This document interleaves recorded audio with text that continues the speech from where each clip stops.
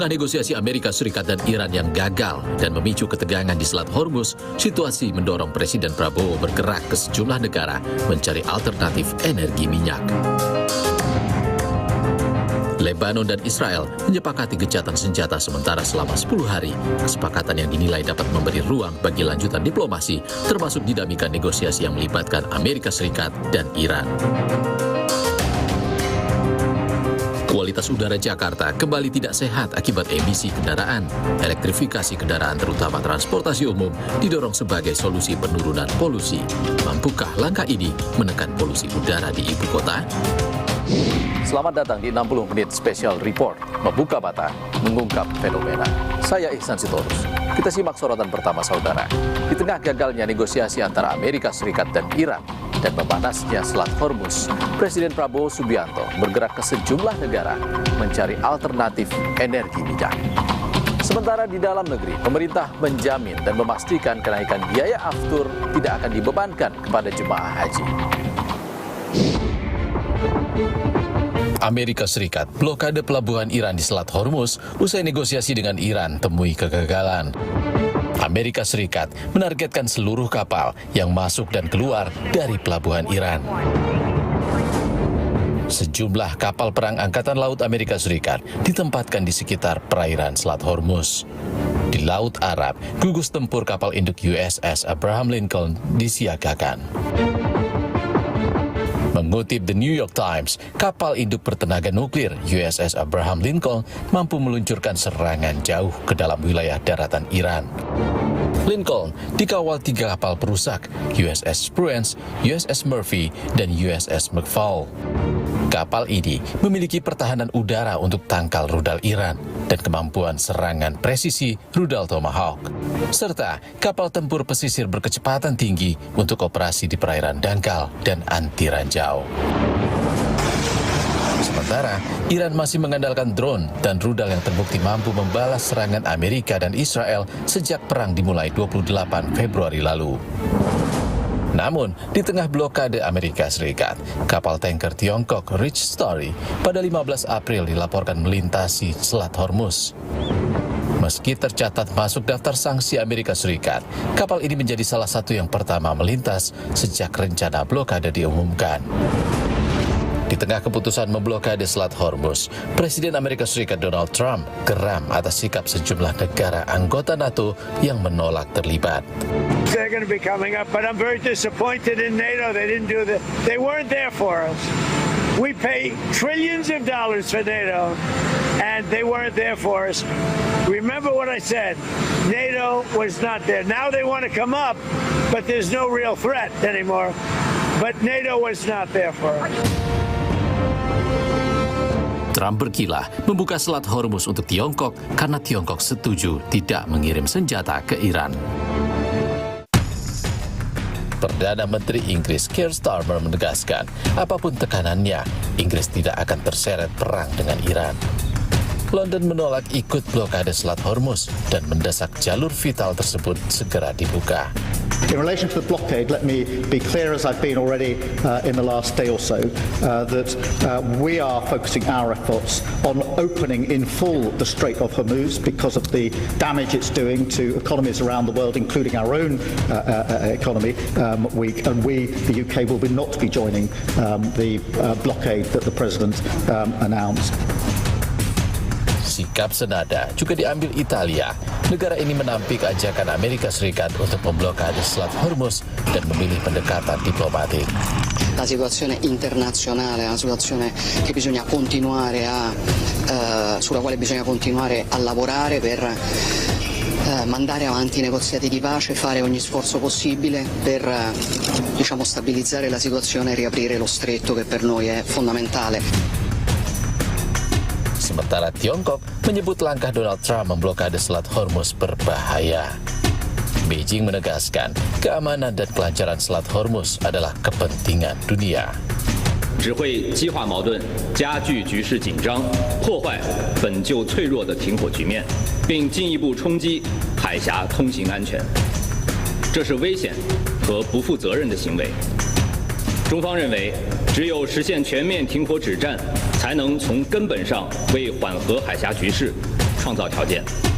中方敦促各方恪守停火安排，聚焦对话和谈大方向，以实际行动推动地区局势缓和，尽早恢复海峡通行正常。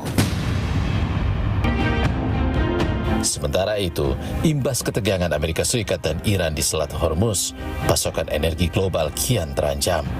Sejumlah negara mulai mencari cara mengantisipasi krisis energi.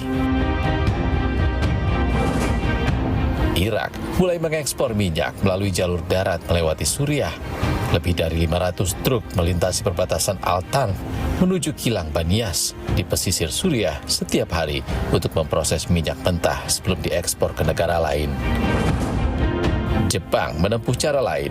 Negara ini akan melepas cadangan minyak nasional setara 20 hari konsumsi mulai Mei mendatang untuk menjamin pasokan.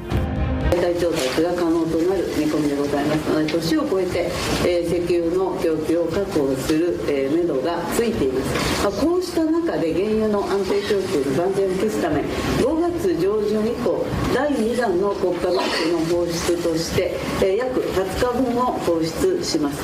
日本全体として必要な量を確保、しておりますが、一方で Sementara itu, nasib dua kapal tanker Indonesia di Selat Hormuz masih belum jelas. Duta Besar Iran untuk Indonesia, Muhammad Burujerdi menyebut Selat Hormuz masih dalam kondisi sensitif. Sehingga setiap kapal wajib melalui protokol ketat, termasuk negosiasi dengan pihak terkait. منطقه خلیج فارس و تنگه هرمز عادی نیست. شرایط در اونجا بسیار شکننده و خطرناکه و به همین دلیل کشتی‌هایی که میخوان از اونجا گذر کنند باید پروتکل‌های زمان جنگ رو رعایت کنند. برای رعایت این پروتکل‌ها همه کشتی‌ها موظفند که تک تک با طرف ایرانی کنترل کننده و تامین کننده امنیت در تنگه هرمز تماس بگیرند و با رعایت پروتکل‌ها رد بشن. من امیدوارم که کشتی‌های اندونزی هم به زودی مذاکراتشون رو با طرف ایرانی آغاز کنند و به سلامت از تنگه هرمز رد بشن. Presiden Prabowo Subianto pun bergerak cepat untuk mendapatkan pasokan minyak. Presiden Prabowo Subianto juga mengunjungi Rusia pada Senin 13 April dan bertemu Presiden Rusia Vladimir Putin. Kami memandang bahwa Rusia telah berperan sangat positif dalam menghadapi kondisi geopolitik yang penuh ketidakpastian ini. Karena itu kami merasa sangat perlu untuk konsultasi bagaimana kita hadapi situasi ke depan dan terutama kalau bisa kita terus mempererat kerjasama terutama di bidang ekonomi dan energi. Usai lawatan ke Moskwa, Presiden Prabowo Subianto melanjutkan kunjungan kerjanya dan bertemu Presiden Prancis Emmanuel Macron. Dalam akun Instagram Prabowo disebutkan, pertemuan dengan Macron membahas penguatan kerjasama bilateral, termasuk pengadaan alutsista, penguatan industri pertahanan, transisi energi, dan pengembangan energi baru terbarukan. Sementara itu, jelang keberangkatan haji pada 22 April, biaya penerbangan naik dari 6,69 menjadi 8,46 triliun rupiah. Kenaikan diduga imbas biaya aftur melonjak di tengah tensi konflik Amerika Serikat, Israel, dan Iran. Namun pemerintah Indonesia memastikan tak ada tambahan beban bagi jemaah maupun calon jemaah haji. Tambahan biaya yang diperlukan untuk kedua penerbangan ini hampir sekitar 1,77 triliun.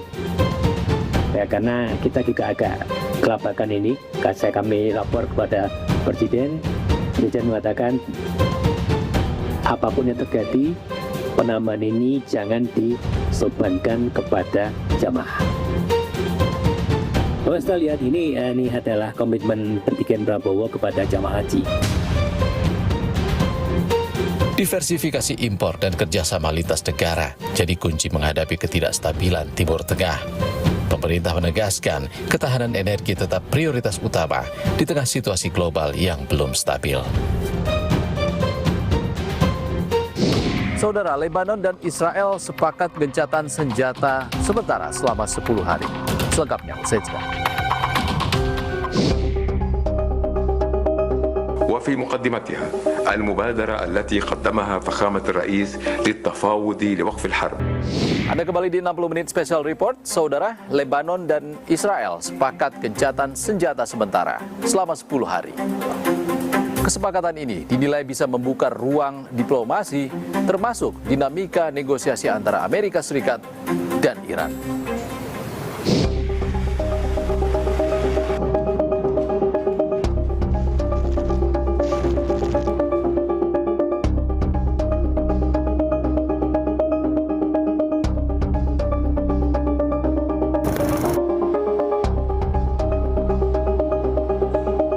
Pasca sehari perundingan Israel dan Lebanon di Washington, militer Israel kembali membombardir wilayah Tire, Lebanon Selatan, Rabu lalu.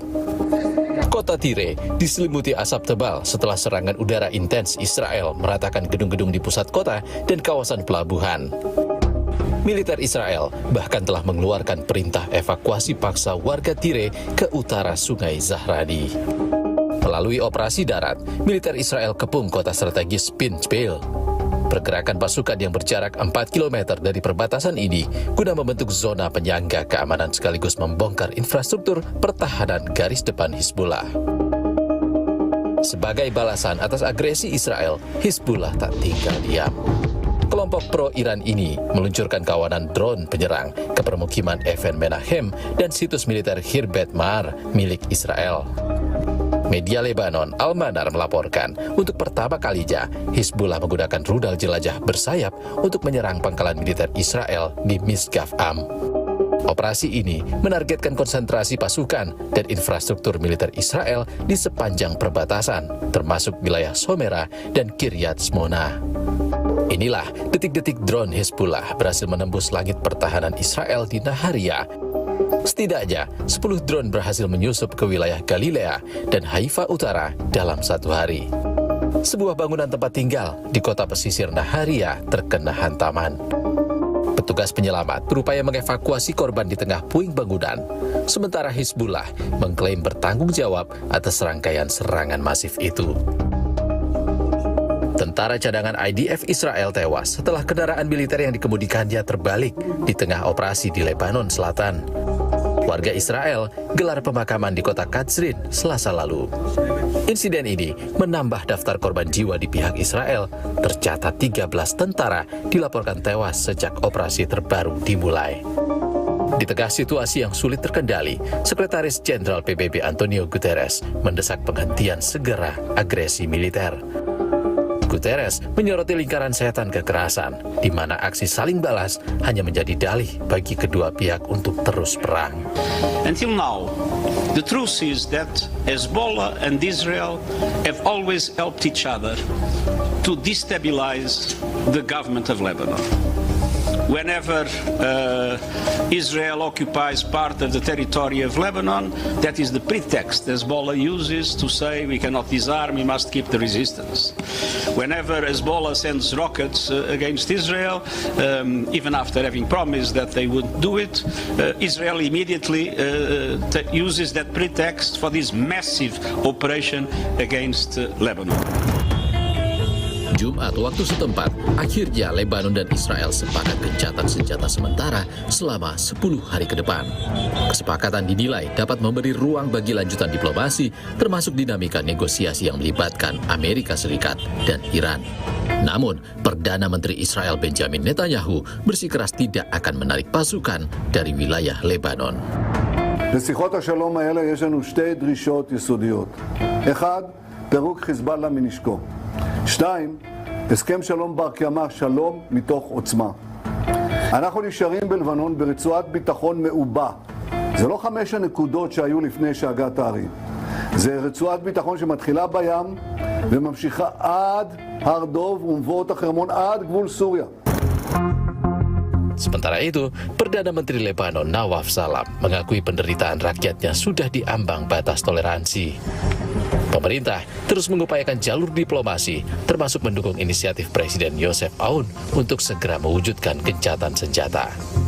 أعلم أنكم جميعا تتألمون أكثر مما يحتمل ومنذ زمن طويل فإننا مستمرون بجهودنا لوقف الحرب وفي مقدمتها المبادرة التي قدمها فخامة الرئيس للتفاوض لوقف الحرب وتمكين مؤسسات الدولة الشرعية من القيام بدورها الكامل في حماية لبنان واللبنانيين جميعا. Di sisi lain, warga merindukan perdamaian. Namun, trauma kegagalan diplomasi di masa lalu terus membayangi. Sebab sejarah mencatat negosiasi tak pernah berpihak kepada Lebanon. هلا هي كمفاوضات بالنسبة للبنان إن شاء الله تجيب نتيجة بنتمنى يعني بس ما شفنا يعني قد إيه صار لنا شي مرة شفت لي مفاوضات للبنان نجحت بشيء. Sementara itu, upaya damai di Timur Tengah menemui jalan buntu. Perundingan 21 jam antara Iran dan Amerika Serikat di Islamabad, Pakistan gagal mencapai kesepakatan pada Sabtu pekan lalu. Negosiasi berjalan alot karena isu pengembangan teknologi nuklir Iran. Wakil Presiden Amerika Serikat J.D. Vance menegaskan, Presiden Donald Trump siap menjamin kemakmuran ekonomi Teheran jika Iran meninggalkan ambisi nuklirnya. He said that if you're willing to act like a normal country, we are willing to treat you economically like a normal country.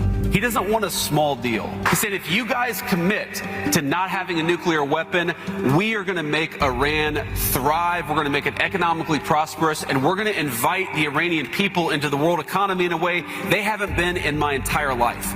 And that's the kind of Trumpian grand bargain that the president has put on the table. Namun, di balik tawaran kemakmuran, ada syarat mutlak yang diajukan Washington melalui delegasi yang dipimpin Wakil Presiden J.D. Vance. Di antaranya, pelucutan total program nuklir, menyerahkan cadangan uranium, mengizinkan pemeriksaan IAEA tanpa batas, pelucutan rudal balistik yang bisa menjangkau keluar perbatasan Iran. Sementara delegasi Iran yang dipimpin Ketua Parlemen Iran Mohammad Baghir Khalifah mengajukan tuntutan balasan. Penghentian serangan secara permanen di kawasan, pencairan aset Iran yang dibekukan, ganti rugi korban perang, serta pengaturan lalu lintas Selat Hormuz di bawah kendali Iran dan Oman. Pakar Hubungan Internasional Universitas Pajajaran Teguh Reza Syekh menilai alotnya perundingan tersebut bukan hanya karena substansi syarat, melainkan metode negosiasi yang tidak efektif. Karena pada saat itu yang terjadi adalah perundingan tidak langsung. Amerika Serikat berada di ruangan A, kemudian Iran berada di ruangan B, dan ketua delegasi dari Pakistan itu bergerak dari ruang A ke ruang B. Jadi otomatis kalau kita perhatikan waktu negosiasi 21 jam, maka kemungkinan efektifnya kemarin itu adalah setengahnya, di mana idealnya Pakistan sudah Pakistan sudah mulai bisa mendata dari 1 sampai 10 poin tersebut, mana poin-poin yang bisa dicarikan jalan tengahnya. Karena kalau selalu dianggap harus semua 10 items itu berhasil, maka ini akan sangat sulit. Apalagi kalau perundingan itu hanya ditargetkan untuk jangka pendek. Evaluasi terhadap metode perundingan menjadi catatan penting untuk perundingan putaran kedua yang rencananya akan digelar pekan ini. Rabu waktu Teheran, Panglima Militer Pakistan Asim Munir tiba sebagai mediator. Pakistan berupaya fasilitasi perpanjangan gencatan senjata sekaligus memastikan kesiapan putaran negosiasi berikutnya. Rencana pertemuan lanjutan di Islamabad direspons Washington. Presiden Donald Trump menyatakan kesiapannya untuk hadir langsung di Pakistan. If the deal is signed in Islamabad, I might go. The field marshal has been great. The prime minister has been really great in Pakistan. So I might go. They want me to go. Teheran merespons sinyal Washington dengan posisi tawar yang keras. Juru bicara Kementerian Luar Negeri Iran, Ismail Baghei, menyatakan pihaknya terbuka untuk bernegosiasi terkait teknis pengayaan uranium, namun dengan catatan tidak ada pemaksaan syarat dari Amerika Serikat. بسیاری از کشورهای اروپایی که در تله‌ای که آمریکا و رژیم صهیونیستی اگر مذاکره‌ای بر این اساس باشه که شرط یک طرف بر طرف دیگه تحمیل بشه، این اسمش مذاکره نیست، این اسمش دیکته است، تحمیل هست. Lebanon dan Israel menyepakati gencatan senjata sementara selama 10 hari. Akankah kesepakatan ini dapat memberi ruang bagi lanjutan negosiasi antara Amerika Serikat dan Iran? Saudara, udara Jakarta seringkali masuk kategori buruk dalam indeks kualitas udara IQR. Zat dan polutan berbahaya mengancam kesehatan warga. Selengkapnya, usai jeda. Ini jujur, kita jalan dari busway turun di halte, mau nyebrang jalan tuh sesek sih, karena ya kotor kali ya. Saudara, udara Jakarta seringkali masuk kualitas buruk. Indeks kualitas udara IQR, zat dan polutan berbahaya mengancam warga. Kondisi ini pun mendorong percepatan elektrifikasi kendaraan sebagai salah satu solusi menurunkan polusi. Jujur, kita jalan dari busway turun di halte, mau nyebrang jalan tuh sesek sih, karena ya kotor kali ya. Jadi kayak nggak enak itu bawaan nafas, jadi gampang capek sih. Pengurangan penggunaan kendaraan pribadi ya, dan digantikan dengan penggunaan kendaraan umum yang elektrifikasi. Ini nyata, ini sudah kami ukur, ada penurunan parameter PM 2,5.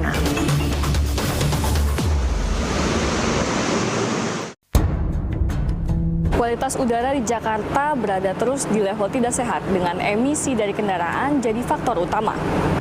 Lantas adakah solusi di balik polusi udara yang kian memburuk? Laju mobilitas warga Indonesia menyisakan residu berbahaya polusi udara. Meningkatnya volume kendaraan berbasis bahan bakar fosil kini jadi penyumbang besar buruknya kualitas udara di kota metropolitan. Karbon dioksida, karbon monoksida, nitrogen dioksida, hingga partikulat kecil yang dihasilkan mesin berbahan bakar fosil tak hanya cemari udara, tetapi mengancam kesehatan masyarakat. Hiruk-pikuk kepadatan lalu lintas di polusi udara pun berdampak buruk pada kualitas hidup masyarakat perkotaan. Yoap Anderson, pekerja swasta Lipo Karawaci, Kota Tangerang, mengeluhkan kondisi udara yang kian hari terasa kotor. Pengguna transportasi umum ini rutin berangkat pukul 5 pagi menuju kantornya di daerah Sunter, Jakarta Utara. Jalan kaki ke depan, karena dekat kan dari halte ke rumah tuh dekat, jadi bisa ini. Terus pakai busway langsung, itu langsung turun di Petamburan.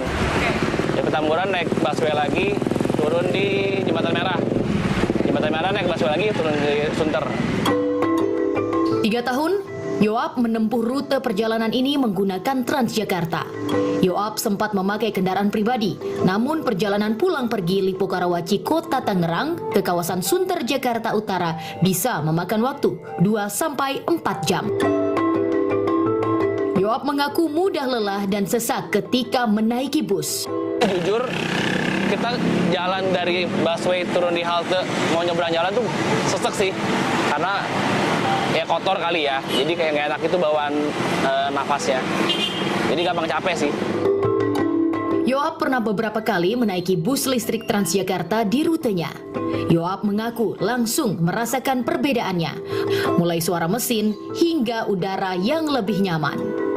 Minim getarannya sih, karena jujur kalau yang bensin kadang-kadang yang masih ada ininya getarannya berasa banget. Kalau misalkan pakai listrik kan nggak ada asap, jadi kadang-kadang nih kalau misalkan kita pakai di halte, bis yang biasa lewat itu asapnya juga masih ada, kecium di ini, jadi nggak enak di tenggorokan.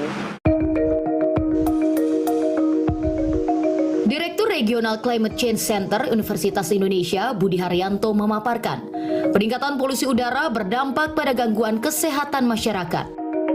Karena kita biasanya hanya melihat bahwa polusi udara nanti kemudian kita batuk, pilek, ya, atau serangan asma gitu. Selain itu gangguan-gangguan lain ya, seperti pada sistem otak, sistem saraf pusat, yang kalau anak-anak itu bisa mengakibatkan penurunan IQ, gangguan fungsi tubuh ya, bisa menjadi stunting. Kalau di bahasanya teman-teman di bidang kesehatan, polusi udara adalah silent killer, pembunuh senyap. Sektor transportasi jadi salah satu penyumbang terbesar polusi udara di kota-kota besar.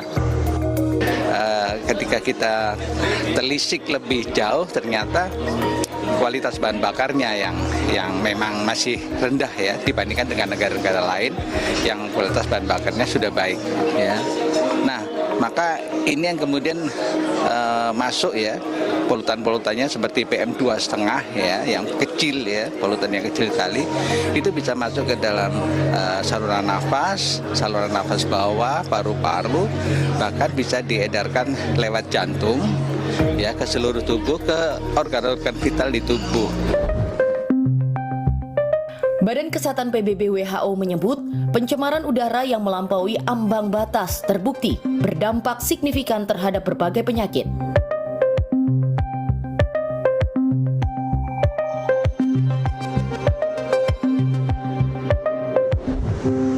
Mayoritas masyarakat Indonesia masih menggunakan kendaraan pribadi berbahan bakar fosil.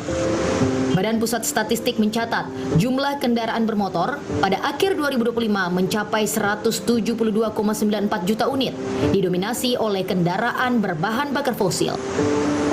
Institute for Transportation and Development Policy mengatakan transportasi publik sebagai bagian dari solusi udara bersih. Indonesia melalui Kementerian Perhubungan telah menargetkan elektrifikasi 90% armada transportasi umum nasional pada 2030. Kementerian Perhubungan bermitra dengan ITDP untuk mengimplementasikan solusi transportasi berkelanjutan. Selain mungkin kita juga udah tahu bahwa penggunaan bus listrik itu dapat menekan polusi udara gitu ya. Di studi yang sama kami juga menemukan bahwa potensi penurunan gas rumah kaca di tahun 2030 ketika seluruh armada Transjakarta bertransisi menjadi bus listrik adalah 58% gitu. Jadi selain ada potensi penurunan gas rumah kaca dan polusi udara, juga ada potensi sosioekonomi. Sementara itu, PT Transportasi Jakarta sebagai penyedia layanan transportasi publik di Jakarta menyebut sedikitnya 500 unit bus listrik akan beroperasi di bulan April. Dengan kondisi saat ini 500 unit, ini kira-kira seperempat dari total armada bus yang kita miliki itu sudah menggunakan elektrifikasi armada listrik. Dan paralel kami juga saat ini sedang melakukan uji coba untuk medium bus dan juga mikrotrans, ya, bus kecil dan bus sedang, untuk juga nanti beralih menggunakan kendaraan listrik. Direktur Utama PT Transportasi Jakarta, Welfizon Yusa mengungkap ambisi mengelektrifikasi seluruh armada bus Transjakarta pada 2030 menghadapi berbagai tantangan. Tantangan kita saat ini adalah untuk bus sedang dan juga mikrotrans untuk bisa beroperasi lebih kurang 200 kilo per hari, ya, spesifikasi dan volume baterainya itu masih belum mencukupi, sehingga dibutuhkan ya dalam rentang operasi jam 5 sampai jam 10 malam itu ada waktu untuk dilakukan penambahan daya. Ini yang kita sebut biasanya adalah opportunity charging. Jadi ada beberapa kali proses pengisian pada saat waktu bus diistirahatkan. Ini yang menjadi tantangan saat ini ya, karena tempat pengisian daya masih relatif terbatas. Sementara itu, menurut Firia ENB, perlu pendekatan lintas sektor dalam penanganan polusi udara. Kalau polusi itu kan tidak bisa dikerangkeng ya, tidak bisa dibatasi. Makanya sering ada istilahnya lintas batas, polusi udara yang lintas batas. Jadi ini bukan hanya urusan pemerintah, bukan hanya urusan sumber polusinya, tetapi juga masyarakatnya dan termasuk otoritas kesehatan ya, para ahli di berbagai bidang yang bisa yang keahliannya diperlukan. Karena masalah polusi udara ini cukup kompleks. Pemerintah melalui Kementerian Lingkungan Hidup tengah menyusun standar baku mutu udara untuk pengelolaan mutu udara di Indonesia. Kita sedang menyusun juga standar baku mutu, bukan hanya standar baku mutu, tapi adalah bagaimana juga kita melakukan perlindungan dan pengelolaan mutu udara dalam satu wilayah. Artinya kita ada wilayah provinsi, termasuk juga nanti wilayah kabupaten kota. Nanti di situ kita akan mengetahui carrying capacity di masing-masing provinsi maupun di level kabupaten kota. Senada, Dinas Lingkungan Hidup menilai transisi transportasi umum dan konvensional ke bahan bakar listrik dapat menjadi solusi meningkatkan kualitas udara sekaligus menurunkan emisi gas rumah kaca. Jadi tadi kalau elektrifikasi itu memang sudah masuk dalam strategi pengendalian pencemaran udara Jakarta. Jadi pengurangan penggunaan kendaraan pribadi ya dan digantikan dengan penggunaan kendaraan umum yang elektrifikasi. Ini nyata. Jadi khusus untuk angkutan umum massal yang dilakukan oleh Pemprov DKI Jakarta setiap hari Rabu, ini juga efektif, Mbak. Ini sudah kami ukur, ada penurunan parameter PM 2,5. Cuma memang ini juga menjadi pertimbangan dalam limbah yang dihasilkan dari elektrifikasi ini. Contoh misalnya seperti baterai, begitu ya.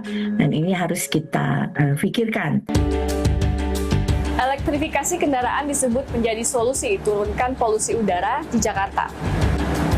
Namun, apakah bus listrik mampu jadi napas baru bagi warga Jakarta?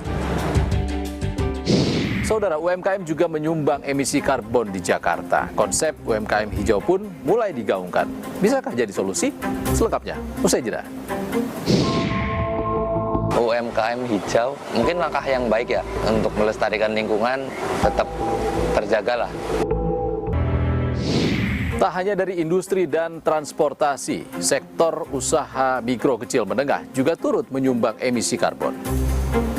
Di tengah kondisi ini, konsep UMKM hijau mulai digaungkan untuk menekan produksi gas rumah kaca, khususnya di Jakarta.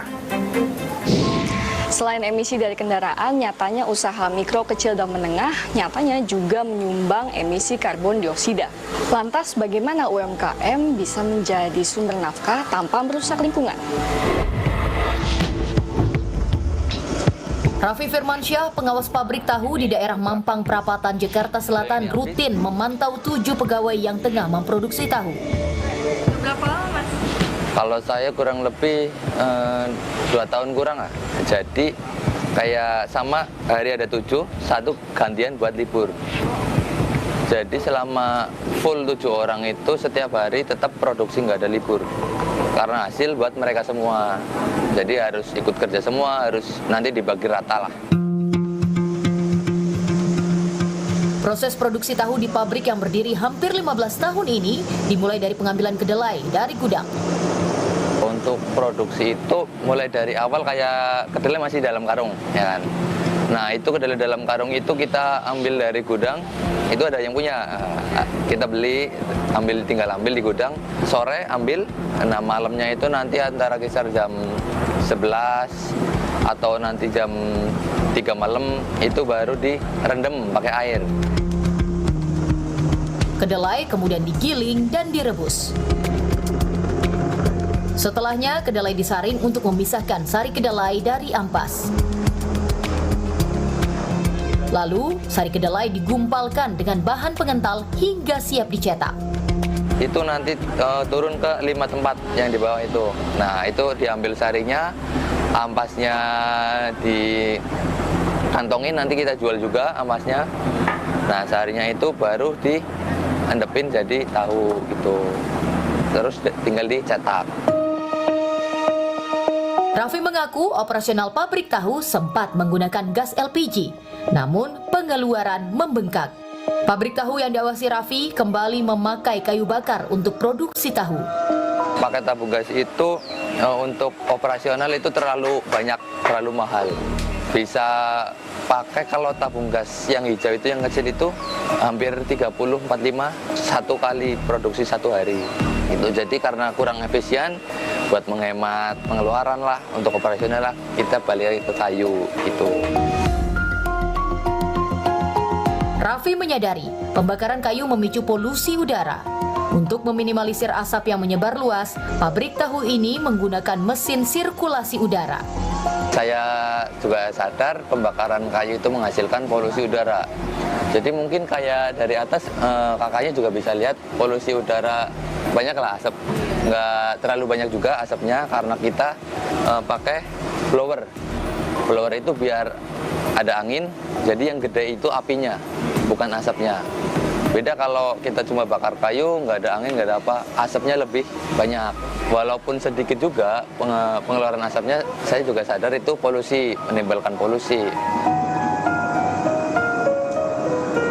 Raffi menilai asap yang mengepul dari pabrik tahunya tidak sebanding dengan asap kendaraan yang menghiasi langit Jakarta. Mungkin dari perbandingan pembakaran dari pabrik tahu ini yang menghasilkan asap, mungkin lebih banyak polusi dari apa yang ada di Jakarta ini. Apalagi pusat kota yang banyak kendaraannya. Banyak banget kendaraan yang menimbulkan polusi udara. Raffi mengaku tengah berusaha mengurangi emisi gas rumah kaca dengan daur ulang arang dan paku yang tertancap di kayu. Kayak dari kayu, paku itu kita jual lagi, nggak kita buang, kita jual lagi. Jadi setelah jadi arang, nanti kita pilih pakunya, kita jual lagi. Untuk arang kita hancurkan sehalus mungkin, kita buang juga. Mungkin kalau arang masih bisa jadi pupuk. Raffi melihat program UMKM hijau memiliki potensi baik. Namun, harus dibarengi dengan solusi meningkatkan margin pendapatan. Kalau menurut saya pribadi, UMKM hijau mungkin langkah yang baik ya untuk melestarikan lingkungan, tetap terjagalah. Kalau dari pemerintah ada usulan atau saran atau mungkin solusi gimana baiknya agar lingkungan tetap terjaga, kami siap menerima. Tapi dari kami juga punya solusi lah. Jangan nanti kita sudah melakukan, sudah terrealisasi saran dari pemerintah, tapi apa yang kita dapatkan itu nggak sesuai dan nggak sama seperti yang sudah kita jalankan dulu bertahun-tahun. Mungkin dari penghasilan bisa berkurang, atau dari pengeluaran bisa bertambah, atau efisiensinya juga gimana gitu. Jakarta dan beberapa kota di Indonesia kerap kali menempati peringkat teratas sebagai wilayah dengan polusi udara terburuk di dunia. Khususnya pada tahun 2025 dengan level indeks kualitas udara kategori tidak sehat akibat partikulat PM 2,5. Buruknya kualitas udara disumbang dari asap kendaraan, emisi industri, pelepasan polutan berbahaya akibat pembakaran sampah hingga gas rumah kaca. Dinas Lingkungan Hidup Provinsi Jakarta telah menggunakan beberapa teknologi untuk pengecek kualitas udara dan menentukan daerah mana saja yang kadar emisi gas rumah kacanya tinggi. Nah, dari tahun 2010 sampai 11 itu Pemprov DKI Jakarta sudah memiliki stasiun pemantau kualitas udara di 5 titik. Jadi ada 5 itu kan radius pengukuran hanya 5 kilo. Sementara jarak satu titik dengan titik yang lain itu lebih dari 5 kilo. Nah, untuk mengisi kekosongan itulah kami menggunakan loco sensor reference. Jadi reference itu satu alat yang memang mengukur kualitas udara secara lengkap. Selain parameter pencemar udara, juga dilengkapi dengan meteorologi. Kemudian juga kami memasang 8 titik SPKU sensor di rorotan, sekitar rorotan, ya, yang dilengkapi dengan parameter kebauan. UMKM hijau digaungkan sebagai solusi menekan emisi gas rumah kaca, terutama di daerah Jakarta.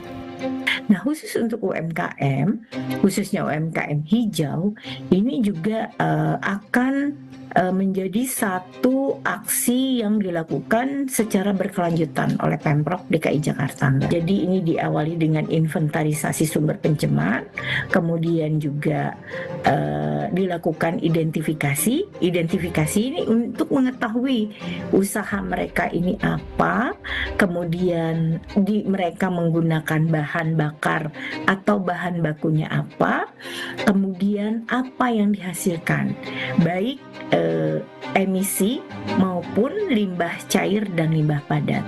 Kemudian mereka butuh apa? Ya, kemudian mereka butuh apa? Ya, dalam kerangka pengendalian tadi pencemaran baik air maupun udara. Nah, kemudian nanti langkah selanjutnya adalah memfasilitasi ya dengan teman-teman CSR.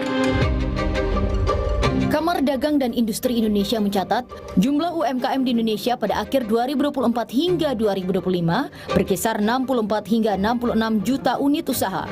Sektor ini merupakan tulang punggung ekonomi dengan kontribusi mencapai 61% dan menyerap 97% tenaga kerja nasional. UMKM di Asia Pasifik mendominasi struktur bisnis dengan proporsi di atas 90% hingga 97 sampai 99%. Di negara ASEAN menjadi pilar utama ekonomi. Sayangnya, dengan skala sektor UMKM Asia Pasifik yang masif, jarang ada data emisi yang mengkategorikan berdasarkan ukuran perusahaan, terutama di India, Indonesia, dan Thailand. Sementara India menginisiasi program yang mendorong praktik berkelanjutan dan teknologi yang bersih untuk UMKM. Cleaner technology or the cleaner fuel are the two major aspects. So in cleaner fuel, either you shift to electricity, you shift to LPG, PNG, which is cleaner, which pollutes less. In technology, in different types of industry, different technology will be possible. So, but then we feel that, within a unit, if there is an air pollution control devices that can capture the emission from going to the outer atmosphere, there is fluidized bed combustion technology. There are scrubbers which can be used within an industrial unit to capture the emissions. But again, the cost is involved here, so support is required. So cleaner fuel, cleaner technology is something that we will have to focus on. Kolaborasi regional di level global perlu diperkuat agar bisa berbagi pengalaman dan merumuskan solusi efektif dalam menangani polusi udara yang tinggi. Seperti halnya di konferensi internasional Better Air Quality di Bangkok, Thailand, Maret lalu. UMKM memiliki potensi besar untuk menjadi mitra utama dalam transisi menuju produksi yang lebih bersih apabila didukung oleh kebijakan, pembiayaan, dan teknologi yang tepat. Informasi tadi menutup perjumpaan kita di 60 menit Special Report edisi kali ini. Saya Ihsan Sitorus pamit. Sehat selalu. Sampai jumpa.